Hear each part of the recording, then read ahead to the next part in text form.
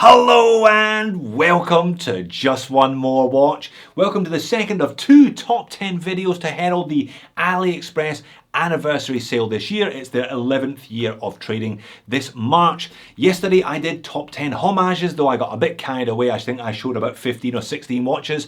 Today it's top 10 original designs. We know the Chinese can make fabulous watches very cheaply. Can they do it and offer originality of design at the same time? Well, yes they can, and here's 10 examples to prove it. I'll leave links to all 10 in the description of the video in the order that I show them. The AliExpress sale hasn't quite started yet. You've got about another 24 hours to get yourselves organised. They do allow you to put stock into your cart though, to lock in the stock, lock in the sale price, and then come back at your leisure when the sale has begun to pay and check out. Now, I am an AliExpress affiliate. What that means is the links in the description are affiliate links. If you click on one and buy something, Ali pays me a small commission, a small finder's fee, but you don't pay any more for the product. Just so we're clear, thanks very much. Let's flip the camera and get on with today's top 10. Where else was I going to start other than with the iconic Chinese chronograph, the Seagull 1963. There's a nice story behind these ones. The Chinese were looking for a domestically produced military chronograph for their armed forces, and in the early 1960s they bought a whole bunch of old machining, old tools to a Venus movement, the Venus 175, which was at that point already 20 years out of date. So by now this is about an 80-year-old caliber. It's a little piece of history on your wrist. A couple of prototypes were made and they issued the first ones in 1963. Now these started to reappear on the scene about 10 years ago in reasonable numbers. They're actually based not on the watch that was issued, but on a previous prototype. And it's a very, very attractive watch. Here's some footage of mine. I have owned two of these over the years. I own first of all the acrylic dialed 38mm version. This is a sapphire sandwich. So sapphire on top, sapphire display case back as well, also in 38mm. I see now though they have added a 40mm to the range, which I think is a great idea. 38 with 18mm lugs might be a bit small for some people. If that's the case, then you now have a larger 40mm option. If I told you you could buy a watch with a champagne coloured dial, applied gold indexes and blue hands, you would look at me funny, but in reality it works. It's a very, very attractive little watch. And where else can you find a mechanical chronograph for less than $150? Nowhere else. You cannot find one. This Seagull ST1901 is the only one on the market. If you're not a massive fan of the original as such, there are a number of variations all using that same ST1901 movement, including these three very, very attractive colorways by HKED, again based on a slightly different prototype from the early 1960s. They are a couple of dollars more, coming in at $175 to $185, but very, very attractive.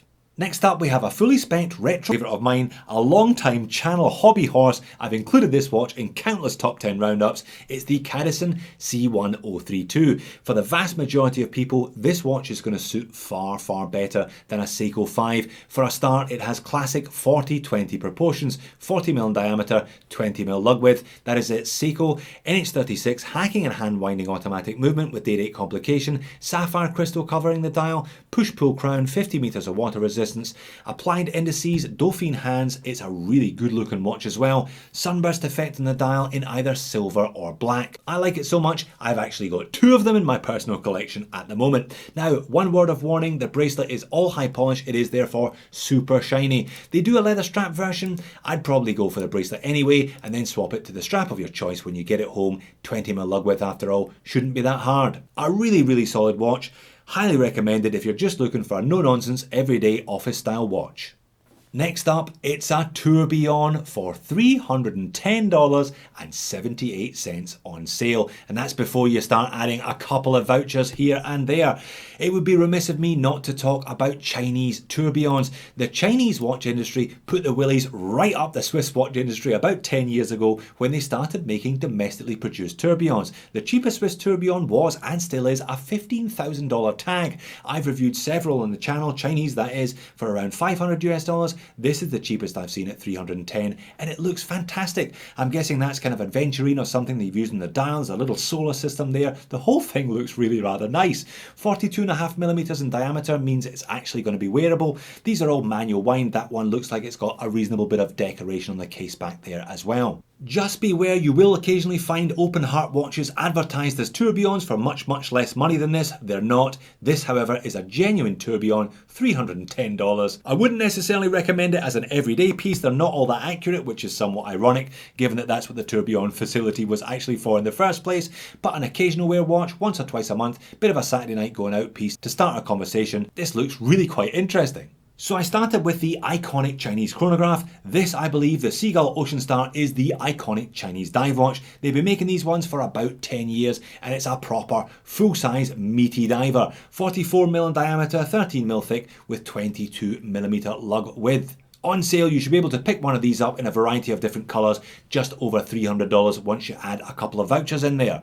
It's that size, the 44mm diameter is the only thing that has stopped me buying one up to this point because it looks very nicely done. Look at that enamel filled case back, for example. 200 metres of water resistance and a screw down crown, obviously because it's a dive watch. Now the movement in this one is a Seagull ST2130. That is a 28 joule hacking and hand winding high beat automatic. So you get that smooth high beat sweep just as you would with a Sellita 200 or an ETA 2824.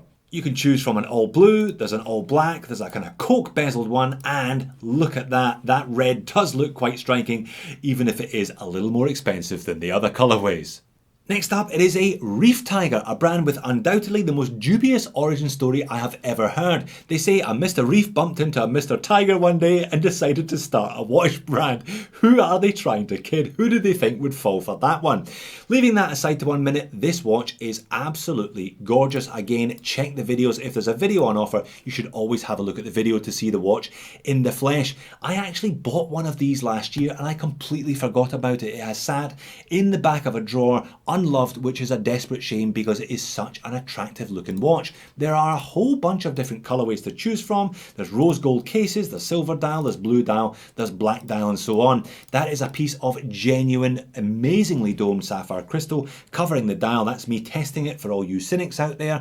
It has a beautiful case profile, a real kind of bubble, no bezel to speak of at all. The sapphire sits seamlessly in that case. A very pleasant effect. Now again, this one is Seiko powered, NH36, so you get a day-date complication, and it's a good size as well at around 42mm. $160, I think that is perfectly fair considering how expensive that piece of sapphire must be.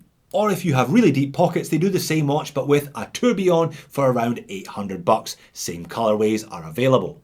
Moving on, it's another old channel favourite, the Guanchin GJ16034, catchy name or what. I have owned a bunch of these over the years. Really, there's nothing else looks like this one at all on the market. Scalloped polygonal bezel, sword hands, applied arrowhead indexes. Again, there's that Roman at 12, just like on the Cadisen. I love the Guanchin wings, a bit of Longines and a bit of Breitling in there for sure. And again, this one has an NH36 hacking and hand winding movement in the back. I hung on to a black dial one. It's a really nice watch. I have modded previous versions. I put snowflake hands on them. Because it's a Seagull movement, you can tinker around with them, no problem at all. A decent clasp with deployant, sapphire crystal covering the dial, push-pull crown and 30 meters of water resistance. I would be going for one of the ones on the leather strap. I bought a bracelet version at one point, but it was a bit big, a bit chunky, and certainly rather angular. I think the whole watch looks better on a leather strap. They've got more expensive. They used to be 60. They're still not bad value at just under 70 though, I don't think. Now this little watch has been on the market for a couple of years, but it's beginning to get a bit of traction. There are reviews elsewhere on YouTube. If you like the look of the 1963, if you want that vintage 60s look, but without the chronograph at a lower price of only $86, less coupons, roughly about $80 therefore, this one might do the trick for you. 38mm in diameter, it has a Seagull 19 joule manual wind movement with roughly 40-hour power reserve. However, that band is going to take most of the hair off your arm. So do be warned. It may be a cute little thing, but it's got a sting in the tail.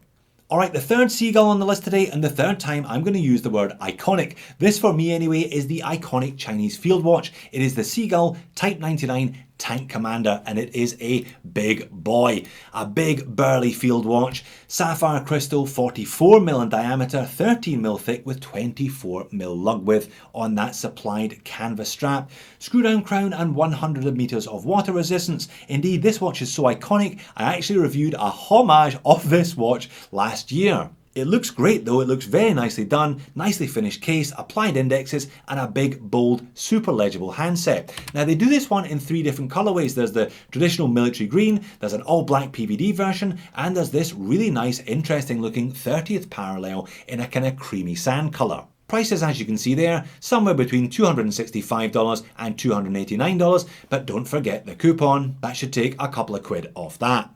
Next up, it's another brand that I have featured a number of times on the channel. It is Ciga Design. Now, unlike Pagani Design, Ciga actually do design watches. This one perhaps could be argued as a bit of a Richard Mille, so we'll leave that to one side for the moment and look at these two, both of which I have reviewed in the past. This one was a massive hit for them a couple of years ago. They sold thousands and thousands of them. I refer to it as the ultimate anti-smartwatch. It had the same silhouette, the same case profile as the Apple Watch, but not exactly sharing the same functionality as the Apple Watch. It does have a really nice PVD coated case, sapphire on one side, sapphire on the other, and a fully anodized, skeletonized seagull movement. I believe there's a European designer in charge of Ciga. They've won numerous awards. They're very, very well packaged as well. They all come with a couple of quick release straps. This circular one is a little more expensive than the square, coming in at just over $200, less the vouchers of course. I looked at this a couple of years ago, variety of different strap colors, again 2 straps in with the package. Very interesting at that point anyway, unique, bold, skeletonized dial. I'd never seen anything like it. I've still only seen that look on a couple of watches by Sergio Lorenzo, all of which have been 3 times the price of this one. Who says the Chinese can't do originality if they employ a European designer to help anyway? And last but by no means least, it's a Pagani design that they look like they've actually designed themselves and not just borrowed from somebody else. This is a cracking little chrono. I reviewed this one a couple of years ago. It was a bit cheaper then, mind you. It was in the high 30s. Nowadays they're charging around $48 to $50. I still think that is well worth the price. It's a full-size watch as well, 43mm diameter with 22mm lug width and a Seiko Mecha quartz movement. If you don't already own a watch with a Seiko Mecha quartz movement, do yourself a favour and pick one up at some point. They are absolutely fantastic for the price that they're charging for them. My Pagani has been ticking away accurately in my watch box for the last couple of years. I use it as my kind of beater chronograph. If I'm working on the car and I need to time something, out comes the Pagani. It's been reliable and accurate over that time period. They do offer a bracelet option, but don't bother with that. Go for the leather strap, and even then you'll probably dump it for a strap of your choosing. 22mm lug width on these. So there you have it, top 10 original designs proving that the Chinese can come up with their own designs and not just photocopy other people's. The Seagull 1963, a dead set classic and a watch that I think could grace any collection, no matter how luxurious, with pride. Similarly, a number of these other Cadisons and Guanchins, I have been long heralding those watches if you're looking for a cheap and cheerful everyday watch but doesn't compromise on quality or design. One of those will suit you down to the ground. Thank you for watching, have a great sale, I'll see you all in a future video.